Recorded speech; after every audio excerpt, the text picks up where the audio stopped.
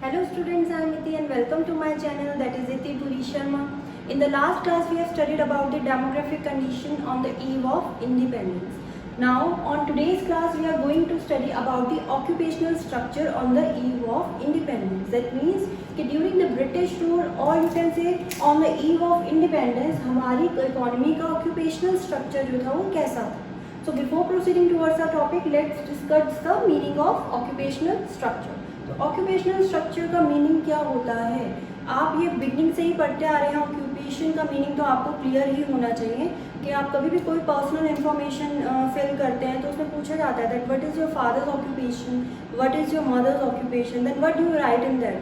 आप क्या लिखते हैं उसमें, आप लिखते हैं my father is a businessman और ही इज़ अ सर्विसमैन और my mother is a housewife और शी इज़ एन इंजीनियर, तो वो इंजीनियर है. तो ये चीज़ें आप लिखते हैं. दैट मीन्स कि आप उनकी ऑक्यूपेशन के बारे में बता रहे हैं, आप उनके वर्क के बारे में बता रहे हैं जिसमें वो इन्वॉल्व है अकॉर्डिंग टू देयर इंटरेस्ट. तो यही चीज़ होती है occupational structure. So let's discuss the meaning of occupational structure. Occupational structure refers to the distribution of working person across different sectors, primary, secondary और tertiary. Occupational structure क्या होता है कि working person जो है हमारी इकोनॉमी में, दैट मीन्स जो भी हमारी इकोनॉमी में वर्क फोर्स है या जो भी हमारी इकोनॉमी में वर्किंग पॉपुलेशन है, उनको डिवाइड करना according to their interest in different sectors में, that is known as occupational structure. Clear. So अब हमने स्टार्टिंग में ही पढ़ा था, in the very beginning, I think in the very first lecture हमने पढ़ा था कि इकोनॉमी क्या होता है एंड उसके अंडर डिफरेंट सेक्टर्स हमने पढ़े थे. तो वहाँ मैंने बहुत अच्छे से इसे एक्सप्लेन किया था तीनों सेक्टर्स को. बट यहाँ पे इस टॉपिक को समझने के लिए इन शॉर्ट मैं आपको यहाँ बता देती हूँ इन तीनों सेक्टर्स के बारे में. So first is primary sector. Primary sector क्या होता है, प्राइमरी सेक्टर होता है जिसमें प्राइमरी एक्टिविटीज़ जो है परफॉर्म की जाती है बाय द पीपल. अब वो एक्टिविटीज़ क्या होती है, नेचुरल रिसोर्सेज को ट्रांसफॉर्म करना, फिर उसमें रॉ मटेरियल में प्रोड्यूस करना, रॉ मटेरियल बनाना बेसिकली. तो ये काम होता है प्राइमरी सेक्टर का. इसको हम एग्रीकल्चरल सेक्टर भी कहते हैं जिसमें रॉ मटेरियल्स को प्रोड्यूस किया जाता है. क्लियर. ये हो गया हमारा प्राइमरी सेक्टर. लाइक इसमें आप ले सकते हो शुगर केन, कॉटन, जूट, ये सारी चीज़ें जो होती हैं वो प्राइमरी सेक्टर में आती है, ये रॉ मटेरियल्स हैं. क्लियर. ये हो गया हमारा primary sector. Then secondary sector क्या होता है, सेकेंडरी सेक्टर को हम इंडस्ट्रियल सेक्टर भी कहते हैं. इसमें मैन्युफैक्चरिंग एक्टिविटीज़ परफॉर्म की जाती है, कंस्ट्रक्शन एक्टिविटीज़ को परफॉर्म किया जाता है.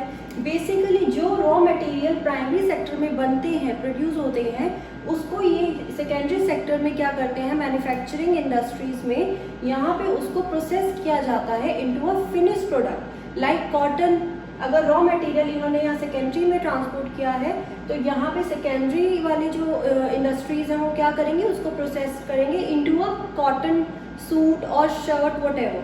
देन लाइक शुगर केन हमने लिया था कि अगर sugar cane as a raw material ये यहाँ पे इनको पास ट्रांसपोर्ट करते हैं तो ये शुगर केन से क्या प्रोसेस करेंगे, processed into a finish product like sugar. तो ये चीज़ें जो प्रोसेसिंग का वर्क होता है वो यहाँ पे होता है. Then next is tertiary sector. Tertiary sector को हम सर्विस सेक्टर भी कहते हैं, जो सर्विसेज प्रोवाइड करता है. ठीक है. लाइक ट्रांसपोर्टेशन जो सर्विस है, ट्रांसपोर्टेशन प्राइमरी एंड सेकेंडरी दोनों को ही सर्विस की नीड होती है. From transporting their raw material to manufacturing sector and from transporting their finish product into the market. तो ये ट्रांसपोर्टेशन जो हो गया एक तरीके से हमारी सर्विस सेक्टर में आता है. और भी चीज़ें इसमें आती है, लाइक बैंकिंग हो गया, इंश्योरेंस हो गया, हेल्थ हो गया, इंफ्रास्ट्रक्चर हो गया. तो ये सारी चीज़ें जो है हमारी टर्शरी सेक्टर में आती हैं. लाइक आप कोई भी सर्विसेज ले सकते हो, लाइक इंजीनियर है, कोई सॉफ्टवेयर इंजीनियर है, कोई डॉक्टर है, कोई टीचर है. तो ये सारी चीज़ें जो होती हैं वो सर्विस सेक्टर में आती हैं. तो ये तीन सेक्टर्स थे हमारी इकोनॉमी में जिसमें हमारी जो वर्क फोर्स थी इकोनॉमी की उनको डिवाइड किया गया था. Clear. Now proceeding towards our next point, that is state of occupational structure. That means कि हमारी इकोनॉमी के क्या फीचर्स थे उस टाइम पे, दैट मीन्स कि क्या उसकी पोजीशन थी उस टाइम पे ऑक्यूपेशनल स्ट्रक्चर की. That is described under 2 points. Then the first point is predominance of primary sector. Predominance of primary sector, हम इससे यही समझते हैं, इस पॉइंट से अगर हम फर्दर ना पढ़े तो अभी तक हमें इसमें क्या समझ आ रहा है कि जो प्राइमरी सेक्टर था उसका डोमिनेशन था। दैट मीन्स सबसे ज़्यादा जो लोग इन्वॉल्व थे वो किस सेक्टर में थे? प्राइमरी सेक्टर में इन्वॉल्व थे। Clear? Now further read the point. The agricultural sector accounted for the largest share of workforce which is usually remained at a high of 70 to 75%, while the manufacturing and the service sector accounted for only 10% and 15 to 20% respectively. So predominance था primary sector का, that means agricultural sector का predominance था, domination था इन सभी sectors पर। सबसे ज़्यादा जो वर्कफोर्स थी, पॉपुलेशन थी, वर्किंग पर्सन्स थे, वो किस में इन्वॉल्व थे? प्राइमरी सेक्टर में, इसमें वो इन्वॉल्व थे। एंड कितने परसेंट थे? 70 to 75%। बट अगर हम 1951 के डेटा की बात करें तो इसमें 72.7% जो पॉपुलेशन थी इन्वॉल्व थी। Then secondary and tertiary sector, जो सर्विस सेक्टर था, उसमें कितने परसेंट इन्वॉल्व थे? 10.1% in secondary sector and tertiary sector में 17.2%। दैट मीन्स कि सबसे ज़्यादा जो वर्कफोर्स थी वो कहाँ पे थी? प्राइमरी सेक्टर में, एग्रीकल्चरल सेक्टर में इन्वॉल्व थी। क्यों थी? अभी तक हम ये चीज़ें पढ़ते आए हैं अंडर इंडस्ट्रियल सेक्टर और अंडर एग्रीकल्चरल सेक्टर कि हमारी जो पॉपुलेशन थी इंडिया की वो सबसे ज़्यादा किस पे डिपेंड करती थी? एग्रीकल्चरल सेक्टर पे। डायरेक्टली एंड इनडायरेक्टली वो अपना लाइवलीहुड जो है कहाँ से अर्न करती थी? प्राइमरी सेक्टर से। देन हमने इंडस्ट्रियल सेक्टर में भी ये चीज़ें देखी कि कैसे ब्रिटिशर्स थे, उन्होंने हमारे यहाँ की जो इंडस्ट्रीज़ थी उनको भी डिस्ट्रॉय कर दिया था। उनके दो मोटिव हुआ करते थे। फर्स्ट इज़ कि वो इंडिया को एक्सपोर्टर बना के रखना चाहते थे रॉ मटेरियल का, एंड सेकंड इज़ कि कंज्यूमर बना के रखना चाहते थे of finish product from Britain, जो उनकी होम कंट्री से आए। तो इस मोटिव को अचीव करने के लिए उन्होंने कुछ ऐसी discriminatory tariff and trade policy बनाई जिससे कि हमारी जो हैंडीक्राफ्ट इंडस्ट्रीज़ थी वो शट डाउन हो गई। ठीक है? एंड तभी क्या हुआ, जब इंडस्ट्रीज बंद हो गई तो वहाँ पे जो लोग वर्क कर रहे थे उस इंडस्ट्रीज में वो अनएम्प्लॉयड हो गए एंड उनको अनफॉर्चुनेटली जो था प्राइमरी सेक्टर में जाना पड़ा। दैट मीन्स उन्हें एग्रीकल्चर में जाना पड़ा। तो इस तरीके से प्राइमरी सेक्टर में जो पॉपुलेशन थी वो बढ़ गई थी। देन सेकेंडरी सेक्टर में 10.1 इसीलिए थी क्योंकि हमारे यहाँ पे इंडस्ट्रीज जो थी वो हो ही नहीं रहा था ना, इंडस्ट्रीज बन ही नहीं रही थी। इंडस्ट्रियलाइजेशन तो ब्रिटेन में हो रहा था, इंडस्ट्रीज वहाँ डेवलप हो रही थी और वहाँ के इंडस्ट्रियलाइजेशन को और ग्रो करने के लिए हमारे यहाँ इंडस्ट्रियलाइजेशन ब्रिटिशर्स कर ही नहीं रहे थे, इसलिए जो इंडस्ट्रीज थी वो सिर्फ 10.1% का शेयर था।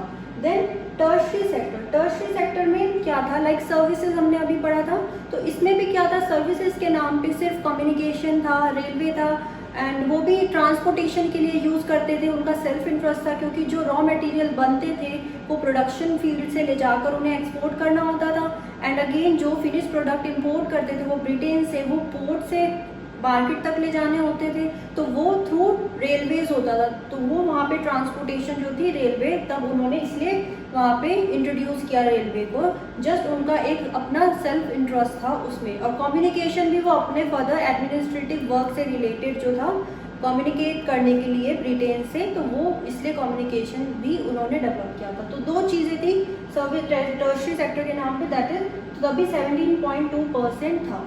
सो इस पोजीशन को देख के कि इतना ज़्यादा प्राइमरी सेक्टर का वेटेज होना एंड सेकेंडरी टर्शरी का इतना कम होना, तो ये क्या हमें टेबल शो कर रहा है कि हमारी जो इकोनॉमी थी वो कितनी बैकवर्ड थी। क्योंकि कोई भी इकोनॉमी होती है वो तभी डेवलप होती है जब उसके तीनों सेक्टर्स जो होते हैं इक्वली ग्रो करें। अब यहाँ पे क्या था कि प्राइमरी सेक्टर्स तो सबसे ज़्यादा था जिसमें सबसे ज़्यादा पॉपुलेशन इंडल्ज थी, और जो सेकेंडरी एंड टर्शरी सेक्टर था उसमें इतना ज़्यादा कम शेयर था उनका। तो ये जो है ये एक तरीके से हमारी इकोनॉमी की बैकवर्डनेस को शो कर रहा है। ठीक है, हमारी इकोनॉमी की डेवलपमेंट को नहीं शो कर रहा, क्योंकि डेवलपमेंट तभी होती जब तीनों सेक्टर्स में इक्वली ग्रोथ होती। तो इक्वली ग्रोथ नहीं हो रही है, तो ये क्या हमारे ये टेबल क्या हमें डिपिक्ट कर रहा है, क्या ये टेबल हमें क्या स्टेट कर रहा है कि जो हमारी इकोनॉमी थी वो बैकवर्ड इकोनॉमी थी। Now let's proceeding towards our next point, that is regional variation. Regional variation अगर हम समझे तो वेरिएशन का मतलब हो गया चेंज एंड रीजनल का मतलब हो गया कोई भी रीजन, कोई भी एरिया, कोई भी कम्युनिटी, कोई भी स्टेट, तो ये हो गया हमारा रीजनल। तो किसी भी कम्युनिटी में, स्टेट में चेंजेस आना तो वो वेरिएशन होता है, that is regional variation.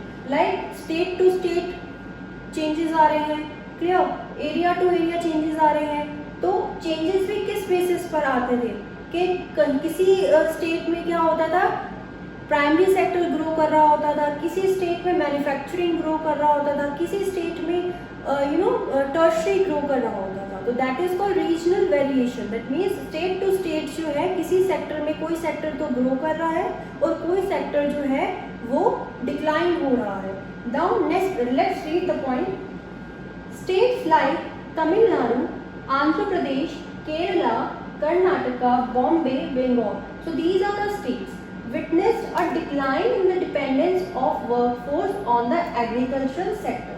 That means कि ये जो states थी, इन स्टेट में क्या हो रहा था, इन स्टेट में क्या शो हो रहा था, ये जो स्टेट हमने अभी पढ़ी है, इन स्टेट्स में क्या शो हो रहा था कि जो हमारी वर्कफोर्स थी एग्रीकल्चर सेक्टर में वो डिक्लाइन दिखा रहा था। दैट मीन्स जो लोग एग्रीकल्चर सेक्टर में वर्क करते थे उनका डिपेंडेंस जो था वो कम हो रहा था, मतलब वो उस सेक्टर्स को छोड़कर जा रहे थे। With a commensurate increase in the manufacturing and service sector. अब वो एग्रीकल्चरल सेक्टर को छोड़ के कौन से सेक्टर में जा रहे थे, वो एग्रीकल्चरल सेक्टर से स्विच होकर मैन्युफैक्चरिंग एंड सर्विस सेक्टर में जा रहे थे। तो ये हो गया हमारा फर्स्ट पॉइंट कि जो ये स्टेट्स हैं, ये स्टेट्स में डिक्लाइन, दैट मीन्स एक डाउनफॉल दिखाया, एक डिक्लाइन दिखाया dependence on the agricultural sector. That means कि एग्रीकल्चर सेक्टर में जो लोग वर्क कर रहे थे उनकी जो पॉपुलेशन ग्रोथ थी, जो वर्कफोर्स थी वो कम हो रही थी। क्यों? क्योंकि वो यहाँ से छोड़कर कहाँ स्विच हो रहे थे, मैन्युफैक्चरिंग एंड सर्विस सेक्टर में जा रहे थे। तो यहाँ पे क्या हो रहा था, इन स्टेट्स में एग्रीकल्चरल सेक्टर में तो डिक्लाइन हो रहा था, दैट मीन्स वर्कफोर्स यहाँ तो कम हो रही थी, and manufacturing and service sector में इंक्रीज हो रही थी। क्लियर?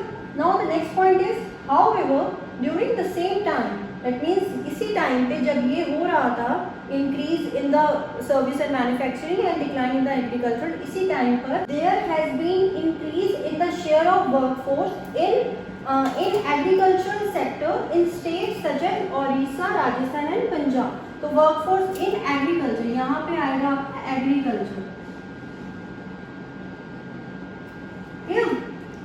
तो सेम टाइम पर क्या हो रहा था, जो स्टेट्स थी ओडिशा, राजस्थान एंड पंजाब, यहाँ पे जो हो रहा था एग्रीकल्चरल सेक्टर में वर्कफोर्स जो थी वो इंक्रीज हो रही थी। दैट मीन्स पॉपुलेशन जो थी वो ज़्यादा किस सेक्टर में आ रही थी, फॉर ऑक्यूपेशन एग्रीकल्चरल सेक्टर में आती। दैट मीन्स यहाँ पे एग्रीकल्चरल सेक्टर में तो राइज हो रहा था पॉपुलेशन का, वर्कफोर्स का, and manufacturing and service sector में डिक्लाइन हो रहा था। एंड इन स्टेट्स में जो ये Tamil Nadu, Andhra Pradesh and all these जो स्टेट्स थी, इनमें क्या हो रहा था, एग्रीकल्चर पर डिपेंडेंस जो था वो कम हो रहा था, लोग स्विच होकर कहाँ जा रहे थे, मैन्युफैक्चरिंग एंड सर्विस सेक्टर में। तो ये था हमारा रीजनल वेरिएशन। सो इस पॉइंट के साथ हमारा आज का टॉपिक जो है वो कंप्लीट होता है। आज का टॉपिक जो था ऑक्यूपेशनल स्ट्रक्चर, इसमें हमने मीनिंग पढ़ा दैट जितनी भी वर्कफोर्स है हमारी इकोनॉमी में उनको किस तरीके से डिवाइड किया गया है इन डिफरेंट सेक्टर्स, ये हमने इसके मीनिंग के बारे में पढ़ा। देन हमने इसकी फीचर्स के बारे में पढ़ा कि ऑक्यूपेशनल स्ट्रक्चर क्या था हमारा ड्यूरिंग द ब्रिटिश रूल, उसके बारे में हमने पढ़ा that is predominance of primary sector. That means उस टाइम पे जो था एग्रीकल्चरल सेक्टर पे लोग ज़्यादा डिपेंड करते थे, डिपेंडेंस ज़्यादा था एग्रीकल्चरल सेक्टर पे। तो ये हमारी बैकवर्डनेस को बता रहा है इंडिया की। Next point is regional variation. Regional variation में क्या था कि डिफरेंट जो स्टेट्स थी, किसी स्टेट में तो कोई सेक्टर इम्प्रूव कर रहा था, लाइक जो ये स्टेट थी तमिलनाडु, आंध्र प्रदेश, इन सभी स्टेट्स में क्या हो रहा था, मैन्युफैक्चरिंग एंड सर्विस सेक्टर में लोग ज़्यादा जा रहे थे, एंड डिपेंडेंस जो था एग्रीकल्चर सेक्टर में वो कम हो रहा था। एंड नेक्स्ट पॉइंट जो था राजस्थान, उड़ीसा, पंजाब, ये जो स्टेट थी यहाँ पे एग्रीकल्चर सेक्टर में लोग ज़्यादा जा रहे थे instead of manufacturing and service sector. वो जो ऑक्यूपेशनल स्ट्रक्चर था on the eve of independence, वो इंडिया की बैकवर्डनेस को शो कर रहा था, दिखा रहा था, ये डिपिक्ट कर रहा था कि हमारा जो ऑक्यूपेशनल स्ट्रक्चर था वो कितना अनबैलेंस्ड था और कितना बैकवर्ड था. This much is for today. I hope you all have understood this topic. In the next class, we are going to discuss about the state of infrastructure on the eve of independence. Thank you.